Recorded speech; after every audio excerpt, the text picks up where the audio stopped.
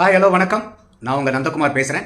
இன்றைக்கி திமுக 2024 பாராளுமன்ற தேர்தலை முன்னிட்டு மக்களுக்காக அவங்க அறிவிச்சிருக்கக்கூடிய வாக்குறுதிகளை பற்றி தான் பேசுகிறோம்.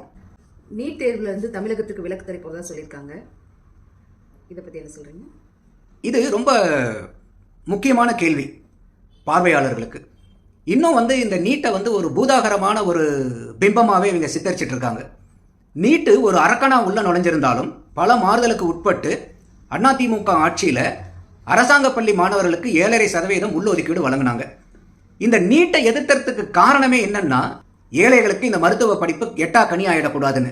அப்போ 7.5% உள்ளொதுக்கீடு கொண்டு வரும்போது அரசாங்க பள்ளி மாணவர்களுக்கு கட்டாயமான ஒரு இடம் கிடைச்சிது. உதாரணத்துக்கு அந்த காலகட்டத்தில் 2006 2016 வரைக்கும் அந்த 10 ஆண்டு காலத்தில், அதாவது மருத்துவ படிப்புக்காக போனது பார்த்தீங்கன்னா 213 மாணவர்கள் தான் 10 வருஷத்தில். அப்போ சராசரியாக ஒரு வருஷத்துக்கு 21 அரசாங்க பள்ளி மாணவர்கள் தான் மருத்துவத்துறைக்கு போய் டாக்டராக முடிஞ்சது.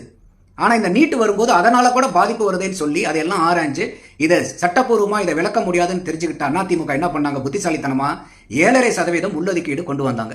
ஒரு 9800 சீட்டு, மெடிக்கல் சீட் நம்மளுடைய தமிழக அரசாங்கத்தில் இருந்தது.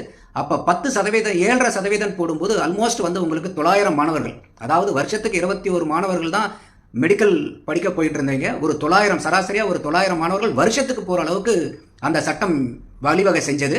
அதோட மட்டும் இல்லை, இந்த உள்ளொதுக்கீடு மூலியம் தனியார் மருத்துவக் கல்லூரியில் போய் படிக்கக்கூடிய மாணவர்களுக்கு ஃபீஸ் கட்ட முடியலனா கூட அந்த தொகையும் அரசாங்கமே ஏற்றுக்கும் அப்படின்னு சொல்லி அன்னைக்கு இருந்த அதிமுகவினுடைய அரசு கொண்டு வந்தாங்க. அதையே திமுக தன்னுடைய 2021 தேர்தல் வாக்குறுதியில் இந்த 7.5% பத்தாது, ஏன்னா ஏற்கனவே கமிட்டி சொன்னது 10%, நாங்கள் வந்தோம்னா இந்த 7.5% 10% உயர்த்தி கொடுப்போம் அப்படின்னாங்க. இன்னைக்கு தமிழ்நாட்டில் இருக்கக்கூடிய மருத்துவக் கல்லூரிகள், தனியார் கல்லூரிகள், அரசாங்க கல்லூரிகள், டீம்டு யூனிவர்சிட்டி இதெல்லாம் சேர்ந்து ஒரு 85 கல்லூரிகள் இருக்கு. அந்த 85 கல்லூரிகளில் 13,800 மெடிக்கல் சீட்டு இப்போ இருக்கு. இப்போ இவங்க ஏற்கனவே சொன்ன இந்த 10% நாங்கள் உயர்த்தி கொடுப்போம்னு சொல்லி அதை கொடுத்தாங்கனாவே 13,800 பெருக்கல் 10% போட்டிங்கன்னா ஒரு வருஷத்துக்கு 1380 அரசாங்கத்தில் பள்ளியில் படிக்கக்கூடிய மாணவர்கள் மருத்துவத்துறையில் போய் மருத்துவர் ஆகிறதுக்கு பயங்கரமான வாய்ப்புகள் இருக்கு.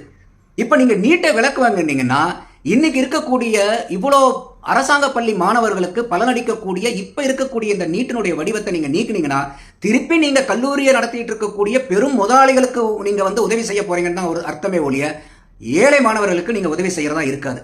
இதை எதிர்த்துட்டு இருக்கக்கூடிய பொதுமக்கள் நல்லா கவனிக்கணும். போய் இதை தேடி பிடிச்சி படிச்சு பாருங்க. 13,800 சீட்டு நம்மகிட்ட இருக்கு.